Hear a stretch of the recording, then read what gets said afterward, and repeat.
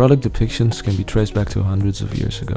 Whether it's in the format of sculptures, paintings, stories, or photographs, scenes of sexual nature have been represented by different civilizations throughout time with unique meanings and interpretations. But the first to observe naturalistic images in the nude with erotic tones of Aphrodite were the Greeks. Erotic art has different interpretations and definitions. One of many is said to involve images intended to sexually stimulate, but also to reward artistic interest. While the history of sex in art is extensive, we'd like to jump to the present and focus this short on Max Kisman, an Utrecht-based artist who has been collecting erotic drawings from his personal diaries throughout most of his life. We had the opportunity to speak with Mr. Kisman in his studio and chat about his work. I really wanted to be an artist, but I graduated as a graphic designer and I ended up in the graphic design business as a freelance graphic designer, doing magazines, posters, a lot of interesting work. Also for television, I did work for the VPRO television in the 90s. But I never was like an illustrator, but I like drawing. I think, looking backwards, that I always thought drawing is the base for my way of thinking and the base for my expression. As Max mentioned, he started his career as an artist and as a graphic designer, pioneering digital technology in magazine design, illustration, and typography.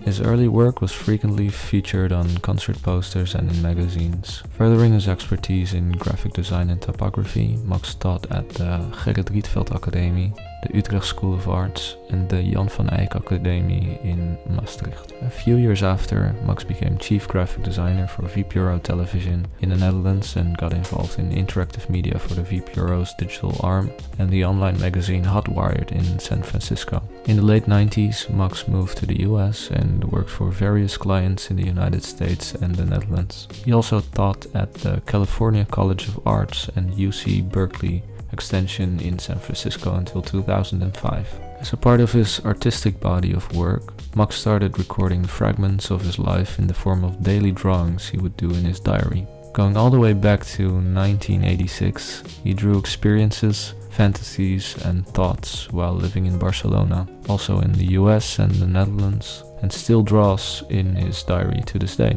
To Max, these drawings aren't about quality or displaying technical ability. They're the capture of a moment, feeling, or fantasy.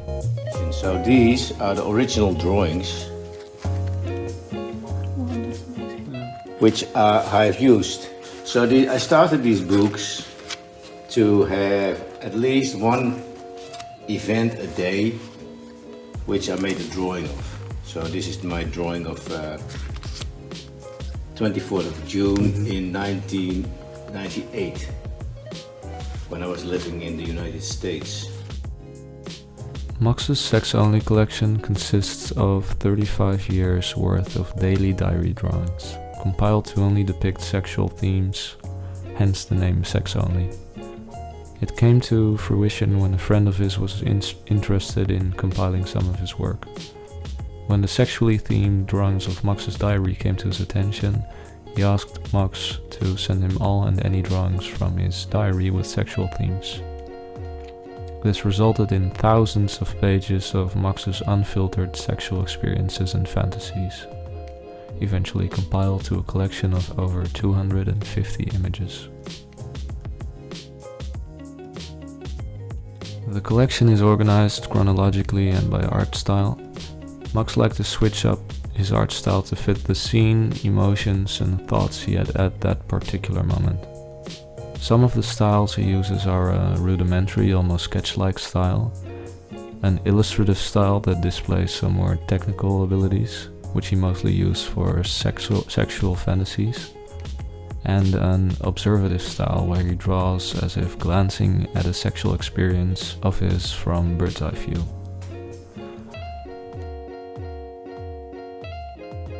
His acquaintance with typography shows when we find a lot of his drawings to be accompanied by a short text. Both text and drawings are very explicit, with the genitals and intercourse on full display in nearly all of the drawings and vivid descriptions of sexual acts accompanying many drawings. While the collection contains a seemingly unfiltered amount of very personal recollections of Max's experiences, he did leave some of his diary drawings out. He would draw the line at featuring personal and intimate recollections with identifiable others. Any names or highly descriptive text or images didn't make the cut.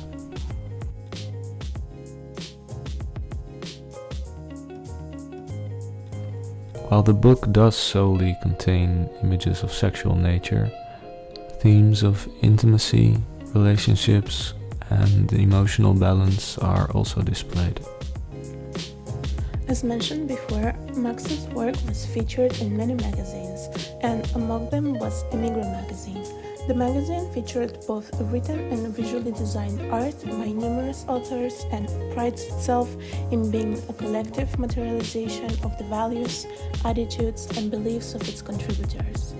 Emigra magazine also shows fearlessness in being an intertwining of word and image, a characteristic that we observed in Max's art and his book Sex Only.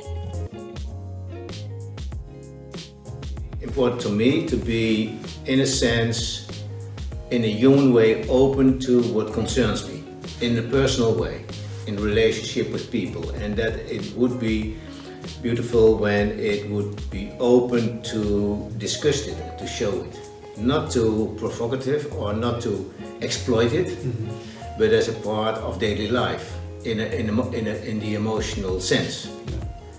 And I think that the freedom of speech, and the freedom of thinking, and the way we live in a we should live in a liberated society. Since Max's sex-only collection spans well over 30 years, it serves in a way as a time capsule. Max is able to revisit many memories from his diaries, from the experiences he captured. As we've read, the study of memory is one of the most researched topics in social cognition. It was incredibly smart and important that Max kept the dates of his drawings, as that helps in recollecting the scenarios illustrated with as much accuracy as possible. When browsing through the collection, certain developments can be observed. All of Max's diary drawings are a form of expression to him. He mentioned he doesn't compromise that from which his art sprouts, what drives him to create art in the first place. What could be described as his style is the accumulation of his experiences and emotional journeys, ever carved in the graphite of his pencil. He says that this is what separates him from many modern-day graphic designers, the unwillingness to step away from his personal artistic views to meet the eye of a client. Nonetheless, Max does frequently try to renew his style. In more recent years, he has incorporated more and more Indonesian influences in his art. This development stems from a long-time frustration caused by his neglected Indonesian heritage. Such a development is also seen in his sex-only collection. Max indicated that the emotional side of relationships, be it sexual or not, came to play a larger role in his life and therefore also in his art. At a certain point, sex wasn't just sex. It became insecurity, respect, balance, and intimacy, among many other things, further adding to Max's personal deep emotional connection with his art. In closing our time at his studio, we asked Max what mark his collection would leave on the world were it to be seen by everyone. As he previously mentioned, his art is never to provoke or shock his audience. Instead, he'd like his art to be a testament for a society where everyone is free to discuss and express different points of view, and to be aware that your perspective is not the only one valid. Other people have different points of view. After all, Sex Only shows Max's unfiltered experiences from all angles, each as real, raw, and valid as the next.